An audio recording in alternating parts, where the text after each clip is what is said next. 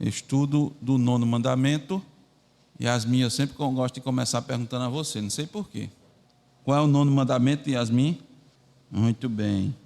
Está lá em Êxodo 20:16.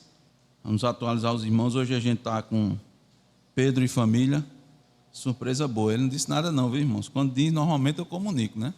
Estamos estudando todos os mandamentos, seguindo a metodologia do Catecismo Maior de Westminster. Pergunta 143. Hoje nós vamos fazer a introdução do estudo deste mandamento. Normalmente a gente faz uma série de estudos do mandamento, dada as especificidades e a própria metodologia do catecismo, que é excelente.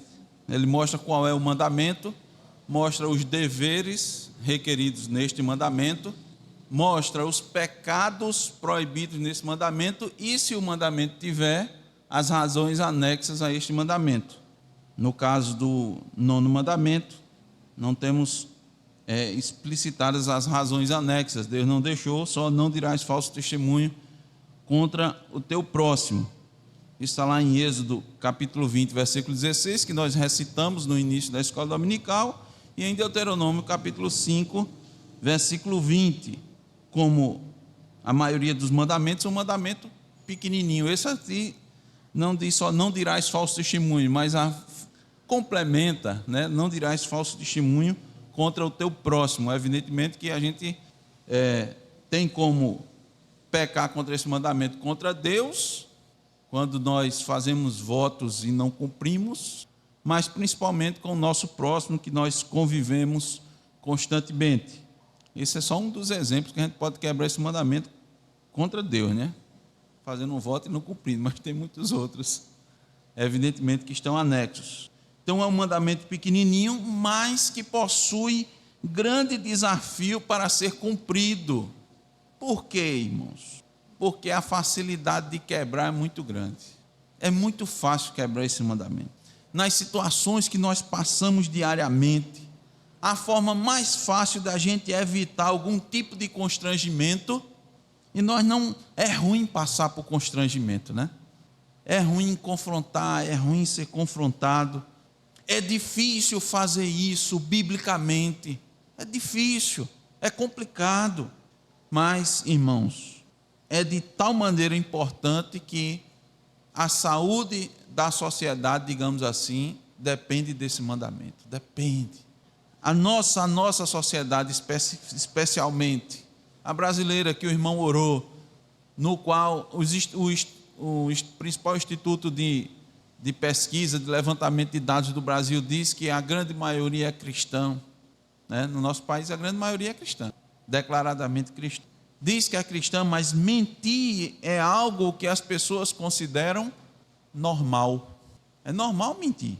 Parece até, irmãos, que em momentos claros de comprometimento, espera-se que as pessoas mintam, como sendo uma opção natural. Se a circunstância determinar, se a circunstância mostrar que é melhor mentir, está justificado. Não se cobra muito, não se exige demais. A pessoa diz, não, ele mentiu, mas você não viu não a situação? Então você esperava que ele fizesse o quê numa situação daquela? Falasse a verdade? Peraí, né? Também não é assim. Não é o comum, irmãos. Mas o que é que a lei de Deus diz? Não dirás falso testemunho contra o teu próprio. Vamos orar, irmãos, mais uma vez. Senhor Deus, eis o teu mandamento, Senhor, e eis nós aqui, Senhor. O início, a introdução do estudo, Deus, que um mandamento que certamente vai nos confrontar, Senhor, diretamente. Vai colocar, ó Deus, em xeque as nossas ações. Vai nos provar, nos experimentar. Te rogamos, ó Deus, com muita humildade, a condução do teu Espírito, ó Deus, a direção para o estudo desse mandamento, com vistas, ó Deus, a glorificarmos o teu nome. Tu sabes quem nós somos, ó Deus, e já declaramos desde então, ó Deus, que fomos concebidos em pecado. E o pecado, ó Deus, se deleita na mentira, porque na verdade ele é denunciado. Ajuda-nos, ó Senhor, acima de tudo, a vivermos na verdade. Ajuda cada um de nós, ó Deus, no estudo da tua lei, da tua santa lei, que está em vigor, que vigora, não serviu apenas, ó Deus, para Israel, naquela época, não prescreveu. Eis a tua lei, que tu exiges, na verdade, de todos os homens. Assim nós te oramos, ó Deus, e te pedimos no nome de Jesus. Amém. Então, irmãos, o fato é que nós vivemos numa sociedade em que falar a verdade é desejável. Todo mundo vai dizer que é bom falar a verdade. Quem é que vai dizer o contrário? Quem é que vai declaradamente dizer que falar mentira é algo bom? Não, bom é falar a verdade, mas mentir acaba sendo uma alternativa, sendo a conveniência que vai definir se a verdade será dita ou não. Mas a Escritura, irmãos, nos manda ser santos, porque Deus é santo. 1 de Pedro 1,16. E qual é a maneira, irmãos, de sermos santos? De que forma nós podemos ser santos? De que forma nós podemos seguir a santidade? Observando a lei de Deus, observando a sua lei. A gente canta, no Salmo 119, de que maneira o jovem poderá guardar em santidade o seu andar? Observando o seu caminhar de acordo com a lei de Deus, como a lei de Deus mandar. É assim, para o jovem, para a criança, para o adulto. Então, irmãos, isso tem tudo a ver com o 9º mandamento. Por quê? Porque este mandamento diz respeito à santidade da verdade. Olha, observem bem. Isso aí vai levando a gente a entender melhor o mandamento. Esse mandamento diz respeito à santidade da verdade. Como Deus é santo, veja, olha a relação aí. Vamos vendo todo o contexto, toda a lei de Deus, quem é Deus, quem nós somos. Então, como Deus é santo, seus mandamentos refletem o quê? Os mandamentos de Deus refletem o quê? De Deus. O caráter de Deus, seu caráter, sua personalidade. Então, se nós somos filhos de Deus, e Deus nos chama a sermos santos, nós também devemos viver na verdade. Esse respeito, irmãos, olha, preste bem atenção nisso. Esse respeito a esse mandamento leva a sociedade no caminho da honestidade. Você quer ter uma boa sociedade? Lembra os irmãos, estou enfatizando isso. A gente precisa entender isso.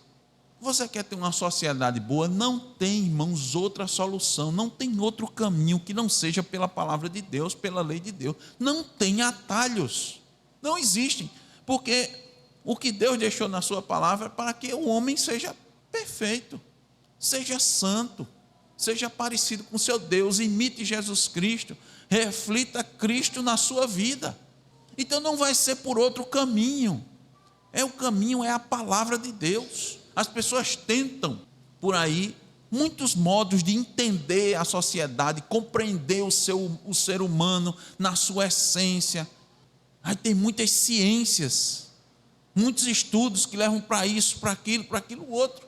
Mas se a base não for a Escritura, a análise vai ser errada e, consequentemente, a prática e as ações vão ser erradas. Você não vai ter uma boa sociedade. Você vai ter uma sociedade boa quando a sociedade ela for temente a Deus. Então, o que é que você tem que fazer primariamente? Vamos pregar a palavra no Evangelho. Você quer uma boa sociedade? Seu esforço primeiro tem que ser pregar a palavra. Alguns pensam que é fazer ações sociais, né? Vamos fazer para diminuir a desigualdade. Como é que você diminui a desigualdade? Prega a palavra. Como é que você tira as pessoas da miséria? Prega a palavra. Como é que você tem um mundo mais justo, equânime? As pessoas que respeitam mais umas às outras. Como é que você vai fazer isso? Prega a palavra. Não é com distribuição de renda. Não vai ser com distribuição de renda. Não vai ser tirando dos ricos e dando para os pobres. Não vai ser desse jeito. É pela palavra. Prega a palavra. Deus, pela sua graça e misericórdia, há de agir. E a gente entra, evidentemente, não tem como fugir dos 3 usos da lei. Ele vai mostrar que nós somos transgressores da lei, a lei de Deus vai mostrar aquilo que nós temos que fazer e vai mostrar também para onde é que nós devemos ir, que é para Cristo. É pela palavra. É assim que você vai ter. Então, irmãos, esse mandamento diz respeito à santidade da verdade. Isso vai nos levar, irmãos, a uma comunidade a uma sociedade honesta. E, preste bem atenção, o cumprimento desse mandamento engloba o dever de conservar a boa reputação, tanto nossa quanto do nosso próximo. Então veja que coisa boa. Então nós vimos por que a verdade ela deve ser considerada como sagrada, porque Deus é santo, porque um dos atributos de Deus é a sua santidade. Os mandamentos exprimem o caráter perfeito de Deus. Então Deus é infinito, eterno, imutável em seu ser, e por assim ser, Ele não mente. Ele não mente. Vamos manusear a Escritura um pouquinho? Vamos lá? Quem sabe seja o próximo livro que a gente vai expor depois de Timóteo. Abre em Tito. A gente está começando 1 Timóteo, né? Quem sabe depois de 2 Timóteo a gente não vai para Tito. Ou quem sabe depois de 1 Timóteo não vai para Tito, depois vai para 2 Timóteo. Tito 1:2. O que é que diz aí? Tito 1:2. Vamos lá, Ramon. Tito 1:2. Deus não pode mentir. Isso é uma discussão interessante, né? A gente vai abrir um rápido parênteses. As pessoas dizem, Deus pode tudo? A resposta certa é, não. Como é que é isso, pastor? Deus não é onipotente? Como é que Ele não pode tudo? Não, irmãos, Ele não pode ir contrário à sua própria natureza. Ele não pode agir contrário à sua natureza. Ele é santo. Se Ele é santo, Ele não pode mentir. Ele não pode tudo. Ele pode tudo que é coerente com os seus atributos, com a sua natureza. Então aqui está claro, Deus que não pode mentir. Salmo 31:5 diz assim, nas tuas mãos entrego o meu espírito, tu que remiste, Senhor, Deus da verdade. Lá em João 17:17 diz que a palavra de Deus é a verdade e Cristo é a verdade. Lá em João 14:6 diz, eu sou o caminho e a verdade e a vida. Cristo não é verdade, Cristo é a verdade. Aí nós estamos trabalhando, irmãos, com verdades absolutas, com uma verdade absoluta, definitiva, eterna. Por isso que a verdade deve ser considerada como sagrada por todas as suas criaturas racionais, por anjos e homens. Essas são as criaturas racionais. E isso tem uma implicação direta para as nossas vidas, porque, como nós dissemos, somos filhos de Deus, filhos da verdade. E o contraste é grande com Satanás, que é o pai da mentira. João 8:44, a última parte. É dessa maneira, irmãos, que nós podemos explicar que a nossa sociedade vive na mentira. Eis o motivo da inverdade, da mentira prosperar no mundo, porque Satanás, que é a fonte da mentira, o pai da mentira, usa toda a sua capacidade maléfica para influenciar, para levar as pessoas, para que as pessoas lhe deem ouvidos. Ora, imagine, se ele conseguiu influenciar Eva, que não tinha nenhum pecado, ela acreditou nas palavras mentirosas de Satanás, mais do que nas de Deus. Isso ocorreu, irmãos, com um ser perfeito, sem pecado, que era Eva. Imagine conosco, já propensos a pecar. Imagine no mundo que jaz no maligno. Nós jamais devemos duvidar da capacidade de Satanás. Jamais. Apocalipse 12:9 diz assim, e foi expulso o grande dragão, a antiga serpente, que se chama Diabo e Satanás, o sedutor de todo o mundo. Ele engana todo mundo. Ele é chamado o Deus desse século. 2 Coríntios 4:4, nos quais o Deus deste século cegou o entendimento dos incrédulos. Podem os irmãos ter noção do poder da influência de Satanás? Que capacidade, que poder. Ele tem, irmãos, ao seu alcance todas as ferramentas, todos os instrumentos propícios para propagar a mentira. Daí crente precisa estar sempre lutando, sempre com a espada, sempre com o escudo, sempre com todas as armaduras de Deus, para não ser enganado pelo diabo, para não cair nas suas astúcias, nos seus enganos, para não levar consigo e fazer um estrago na igreja. Nós vamos ver, estamos vendo e nós vamos continuar vendo o motivo pelo qual Paulo deixou Timóteo em Éfeso. Por que foi? Nós vamos começar expondo à noite. Se Pedro quiser vir à noite, eu já vou dando uma palhinha. Na verdade, não precisa vir, vai só de noite. Não é brincadeira, irmãos. A igreja tem que estar muito atenta, a igreja tem que estar muito consciente, muito ciente, porque ele com muita facilidade, porque ele é o pai, ele é o mestre. De novo, imagine os irmãos, estava só Eva, Adão, Eva. Deus criou tudo, deixou tudo de forma maravilhosa, magistral, perfeita, o homem ali desfrutando da mais absoluta perfeição da criação, se deleitando, se deliciando com aquilo que Deus deixou, sem lhe faltar nada, sem sentir nenhum grau a mais na temperatura que lhe incomodasse. Aqui a gente sente calor, está numa região quente, o Senhor. Eu estou dizendo isso porque Satanás usa um monte de coisa, inclusive o calor, o frio, para fazer você reclamar de Deus, para fazer você até cair.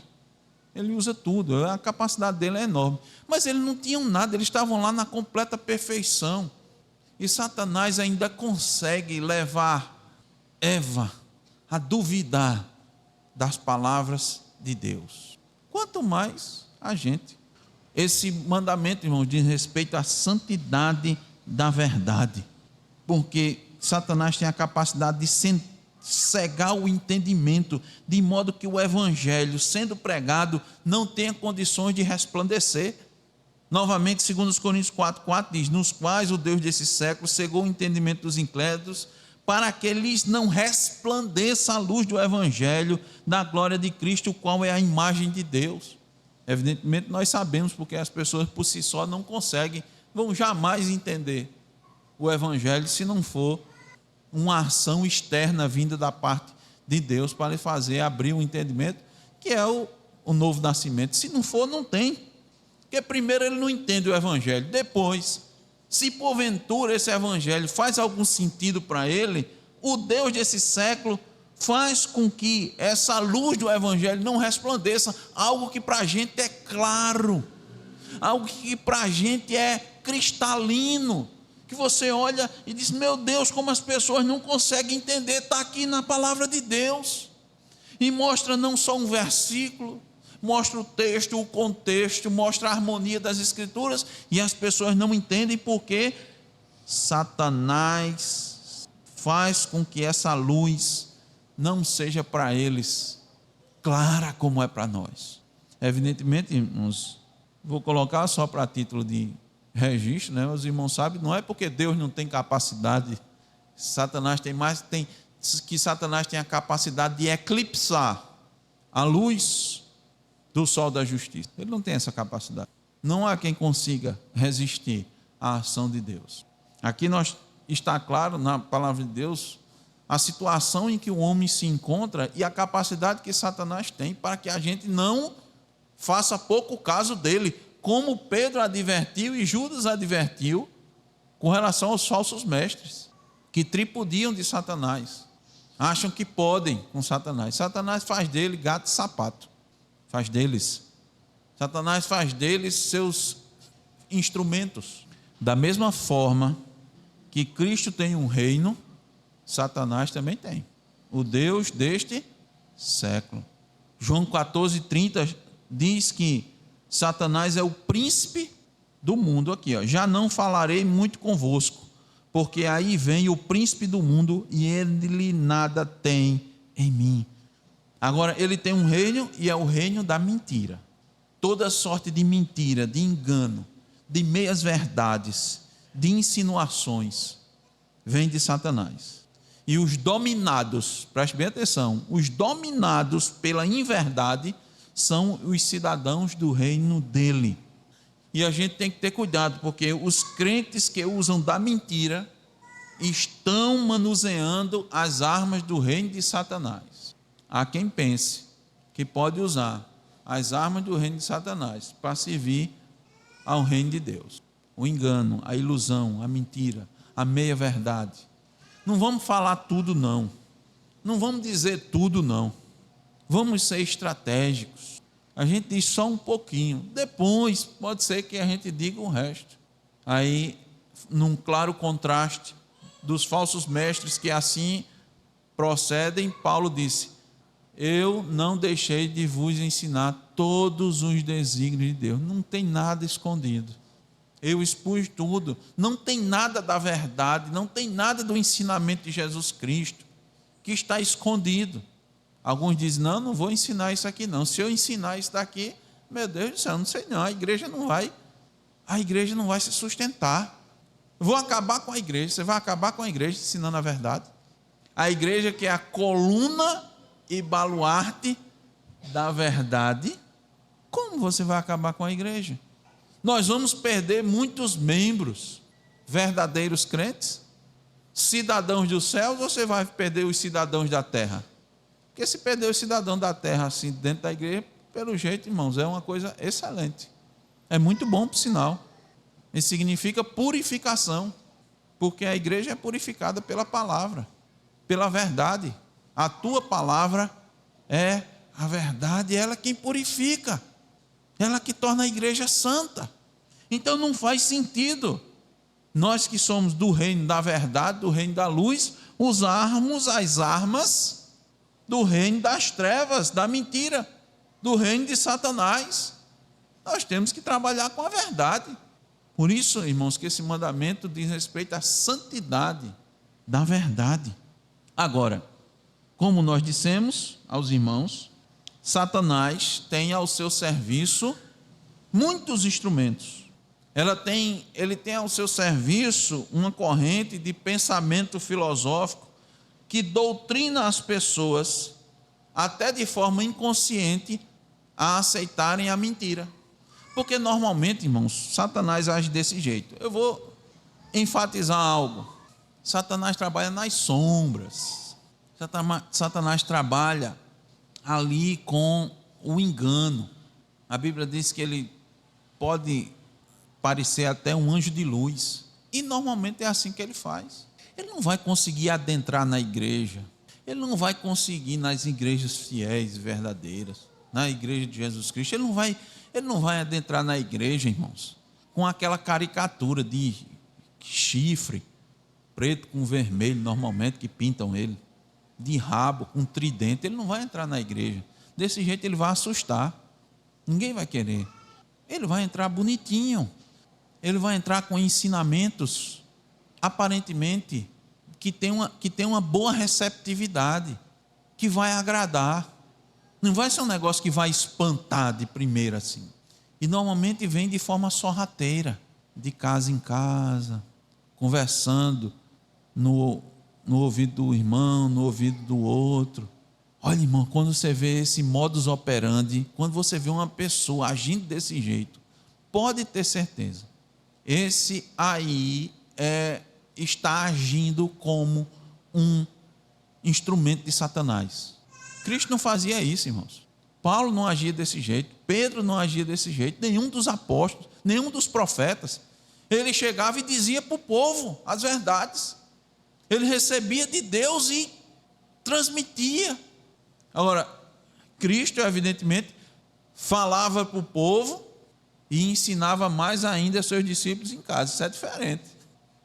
É muito diferente. Então, quando você vê assim, essa fala meio sorrateira, indo assim aos pouquinhos, no ouvido de um, no ouvido de outro, esse trabalho aí, normalmente, não é um trabalho de evangelização, é alguém que está cooptando as pessoas. Ele não está pregando, ele não está ensinando. Que esse é o trabalho de Satanás. Então, que corrente é essa? Que modus operandi é esse? É aquele chamado pragmatismo. Em linhas gerais, irmãos, o pragmatismo ensina que o importante não é se algo é verdade. O importante é se funciona. Se atende aos objetivos que nós queremos, aos nossos objetivos, aquilo que nós traçamos, aos nossos planos. Se as coisas são avaliadas pelo seu nível de sucesso, se ele é avaliado por ser bem-sucedido ou não, isso se chama pragmatismo. E sendo bem-sucedido, o pragmatismo diz: foi bem-sucedido? Foi. Deu certo demais. E aí, é bom, mas a base, assim, não tem uma base muito firme, não, principalmente assim das escrituras. Sei se a escritura diz: não, mas não deu certo. Deu. Então pronto, tá bom. Talvez, irmãos, a gente não tenha ideia do quanto esse pensamento maligno já infectou as igrejas. E o quanto ele acabou com a percepção das pessoas a respeito da santidade da verdade. Para guerrar dos voos, muitos chegaram à conclusão de que a verdade muda com o tempo. Muitos já chegaram nessa conclusão para ele. Não, mas a verdade muda. Ela depende. Muitos acham que doutrinas defendidas durante séculos pela igreja agora não servem mais para o nosso tempo. E qual é o resultado disso? Desvalorização da sã doutrina, que é exatamente isso que Satanás deseja. Ele quer que isso aconteça. Vamos para um exemplo. Certamente os irmãos já conhecem. Vamos abrir nossa Bíblia lá em 1 de Reis, capítulo 12. 1 de Reis 12. A partir do versículo 26. 1 de Reis 12, 26. Eu pedi para Zaqueu ler do 26 ao 33. Muito bem. Deu certo? Deu certo. Ele alcançou seu objetivo? Alcançou. Os irmãos sabem que essa situação foi depois que o reino de Israel foi dividido em dois. Jeroboão se tornou rei das 10 tribos do norte e Roboão ficou só com 2. Mesmo assim, ele teve medo que, se o povo continuasse subindo a Jerusalém, no reino do sul, para adorar, conforme Deus prescreveu, do jeito que Deus determinou, eles iam acabar se voltando contra ele. Então ele teve uma ideia pragmática: vamos fazer 2 bezerros de ouro. Mas veja, nós vamos continuar adorando a Deus. Tem uns bezerros de ouro, mas nós vamos continuar adorando a Deus. Nós vamos fazer, preste atenção, que tudo não foi mudado. É aqui onde está, irmão. Tudo não foi mudado. Olha, versículo 32, só para dar um exemplo. Fez uma festa no 8º mês, no dia 15º do mês, igual à festa que se fazia em Judá. Igual sendo diferente, né? Parecido. O objetivo é o mesmo. Vocês não querem adorar? A gente não precisa de adorar. Vamos cumprir com o que Deus deixou. Está aqui. A gente não tem os sacerdotes que eles têm lá, mas nós vamos constituir os nossos. Porque precisa de sacerdote, né? Precisa. Mas esses daqui não são da tribo de Levi. Tem problema não. São sacerdotes. O pessoal aprendeu. Eles passaram todo o tempo lá. Olha, aprendeu. Vamos fazer igualzinho.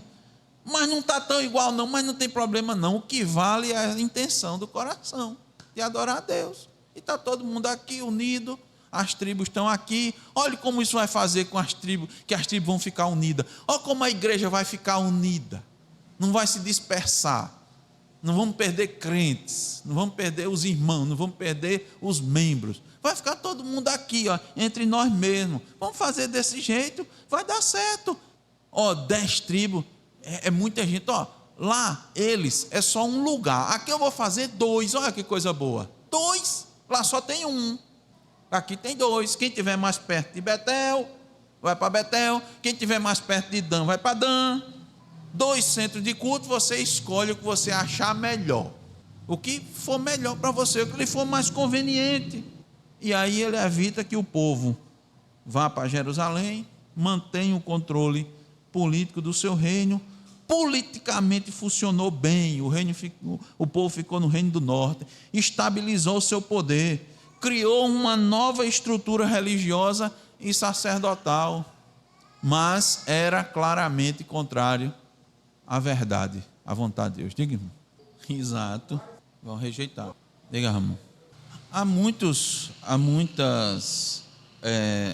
A circunstância pode levar a muitas motivações e embasamento para essa atitude. E a gente pode ver o seguinte: você pode usar, como eu disse, um monte de coisa. Olha, veja bem, a gente queria ficar com Roboão. Eu mesmo, Jeroboão, foi pleitear a causa do povo. Preste bem atenção, Jeroboão foi pleitear a causa do povo. O povo estava gemendo. Salomão exagerou na dose. Pesou demais sobre o povo a mão. Aqui, irmãos, veja, é a oportunidade, como eu disse, Satanás ele vai aproveitar as brechas, os espaços que são dados para se infiltrar. Ele pega a circunstância propícia para levar o povo à idolatria. E vai usar, evidentemente, Jeroboão. Quando você se inclina para Deus e busca fazer a vontade de Deus, o Espírito Santo te leva a uma vida mais santa. Quando não, você dá espaço às sugestões de Satanás. E ele vai sugestionar. Novamente ele diz, olha a capacidade que ele tem de engano. Ele vai usar ele vai usar outro. O que é que Roboão fez? Ao invés de ouvir os homens sábios, mais experimentados, ouviu os jovens. Diga, irmão. Sim, isso. E elas dentro da igreja vão o evangelho, e nós vamos pregar o evangelho. Deu certo? Não deu certo? Olha o pragmatismo. Deu certo ou não deu? É para a gente pregar ou não é as pessoas? Elas vieram para dentro da igreja ou não vieram? Vieram, deu certo, então tá bom, tá jóia, não está proibido. É o que a gente chama, isso, que é o famoso princípio regulador, o princípio normativo do culto, né? Esse é o princípio normativo. O que não está proibido é permitido. O que a gente destacou é que muitas vezes, irmãos, vejam, prestem bem atenção, não necessariamente numa igreja especificamente, mas essa questão da progressão é muito importante. Não acontece de uma hora para outra. Por quê? Veja, começa com o bezerro. Daqui a pouco você está sacrificando os filhos a Moloque. Não foi direto para Moloque. Era muito chocante isso. O pessoal sair de uma posição e já chegar aqui, só olha, aqui está Moloque, a gente vai esquentar e pode botar os filhos aí. O pessoal ia ficar assustado, mas começa devagarinho, bota um bezerrinho. Já não tentaram isso lá anteriormente? Nada se faz novo debaixo do sol, porque é um bezerro. Já parou para pensar, não era outra coisa, porque é um bezerro. Então vai todo o processo. Já não fizeram isso antes. Vamos estabelecer nossos próprios sacerdotes, e aí o povo começa a ser ensinado por esses sacerdotes, começa a se acostumar com a idolatria. Vai aos poucos. Essas igrejas que hoje são boates não apareceram de uma hora para outra. É isso que eu estou querendo mostrar para os irmãos. Não apareceram. Elas vieram de forma progressiva. Foi abrindo espaço, abriu-se mão da verdade, e aí que você começa a introduzir a mentira, aos poucos dentro da igreja. As igrejas que hoje, preste bem atenção, têm até ordenação, não só de mulheres, mas até de homossexuais, elas não começaram de uma hora para outra assim, não. Elas foram aos pouquinhos. Elas foram chegando a essa conclusão, elas foram estudando. Tive contato, irmãos, com um pastor, né? Não diretamente conversando, mas numa palestra. Vou relembrar, Ramon teve também. Ele veio até para aqui. Ele disse: não é que a igreja está aceitando, a igreja está estudando essa possibilidade. Temos um grupo, um núcleo dentro da igreja, e nós estamos estudando essa possibilidade. Qual é o resultado disso? Os irmãos já sabem, a igreja em Maceió, Batista, com o nome Batista. Então ela vem devagarinho. O pragmatismo. Essas pessoas, me digam uma coisa, é melhor ela estar no mundo ou estar na igreja? Aí a pessoa diz, é melhor estar na igreja. Mas o que a Bíblia diz? Não, a Bíblia diz que dentro da igreja é para estar os santos. A assembleia, olha o princípio, olha, presta bem atenção, irmãos, olha o princípio que é declarado na antiga aliança e que fica claro na nova. O princípio é o quê? Quem é que pode participar da santa convocação? Quem é que pode participar? O princípio. Então, quem é que tem que estar? Quem é que pode participar da mesa da ceia do Senhor? Os professos, aqueles que têm Cristo como Senhor e Salvador das suas vidas. Esse pode lançar a mão. Quem não for, Paulo disse, não faça isso. Deus está matando. Paulo diz isso, irmão. Deus está matando, Deus está adoecendo e Deus está enfraquecendo as pessoas que lançam mão dos elementos sem discernir, para participar do culto, para atender a santa convocação, são os santos. Esse é o princípio. Aí você vai encher a igreja de ímpio para quê? Para ouvir a palavra? Não. Cristo diz, saia e pregue, faça discípulos. Aí depois esses daí, eles vêm para a igreja. Eles vão pedir para vir para a igreja. Eles vão desejar estar na igreja. Eles vão sair do mundo e vão desejar vir para a igreja. Quando Raabe ouviu a respeito do Deus de Israel, ela creu. Ela disse, eu quero fazer parte desse povo aí. Não quero ficar aqui não. Quero sair daqui. Quando Zaqueu foi alcançado pela graça de Deus, ele saiu, ele foi procurar Jesus. Quando daqueles 10 leprosos, quando eles foram curados, um voltou, eu quero agradecer, eu quero ficar perto do povo. Quando o endemoniado foi alcançado pela graça de Deus, disse, Jesus, eu quero te seguir, eu quero estar contigo, eu quero estar perto. Porque Jesus disse, não, você vai pregar, você vai testificar aqui, você vai ficar aqui, mas você vai pregar e vai testificar. Ele quer estar na igreja. Jesus não saiu botando o povo para dentro da igreja, não. Jesus disse, vinde a mim, os que estáis cansados e sobrecarregados e oprimidos, e eu vos aliviarei. Essa é a pregação da verdade. Essa é a verdade. Não tem nada de pragmatismo aqui. Jesus não criou nenhuma estratégia, irmãos, para atrair o povo, não. Ele pregou. Ele disse a Timóteo, prega, quer seja oportuno, quer não, prega a palavra, ide por todo mundo e pregai o evangelho. Irmãos, concluindo, somos por natureza inclinados a duvidar da verdade ou negar a verdade. É somente por meio do novo nascimento, do agir do Espírito Santo nas nossas vidas, é que nós vamos dar crédito à verdade. Por isso que a solução é, prega o verdadeiro evangelho, pois somente ele liberta. João 8, 32. E conhecereis a verdade, e a verdade vos libertará. E, evidentemente, depois do novo nascimento, segue-se o processo de santificação. Quando o amor à verdade aumenta e o arrependimento diário se torna mais constante. Sem essa operação sobrenatural, o homem permanece vítima e agente da mentira. Se não houver o agir. Por isso, irmãos, que a gente tem que dar muita atenção ao ensino desse mandamento, que diz respeito à santidade e à verdade, porque, repetindo, a igreja é coluna e baluarte da verdade. Diga, Marcos. Isso. Que é o pragmatismo. Dá para vontade de dizer muitos exemplos, né? Pegando o gancho do irmão, disse, olha, você estude, mas se você não conseguir estudar tudo, você pode fazer um lembrete. Você bota um lembrete. Você vai estudar, viu? Você vai estudar. Os caras, estudei, mas não consegui estudar tudo. Pronto, aquele que você não conseguiu, você pode botar só um lembretezinho, pragmatismo. E aí, um abismo chama o outro. É para a gente crer que a Bíblia é a verdade, ela diz a verdade. Diz que esse caminho não é o que nós devamos seguir, mesmo que os resultados sejam aparentemente positivos.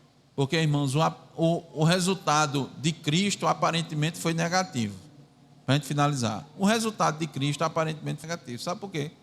Aos olhos dos homens, aos olhos das pessoas, o resultado de Cristo foi negativo. Ele veio, se humilhou, como diz lá em Filipenses, encarnou, viveu uma vida devota, fazendo a vontade de Deus, fazendo bem ao próximo, amando a Deus, amando o próximo, ensinando os discípulos, e no final das contas, foi traído, né? Foi negado e morreu a pior morte. Que resultado positivo é esse? Por isso que Paulo diz, isso aí, para os judeus, é o quê? E para os gregos, era o quê? Vamos lá, complemento. Para os judeus escândalo. E para os gregos, os ímpios, é o quê? Loucura. Isso aí não é. Esse é o Deus? Não, isso aí. O evangelho, irmãos, seguir a verdade no mundo que a gente está, é loucura. Porque o mundo é dos mais espertos. Que Deus nos ajude, irmãos, a viver na verdade. A luta é viver na verdade, né? Porque a tendência do nosso coração é, de vez em quando, se utilizar da mentira. Vamos ficar de pé e vamos orar?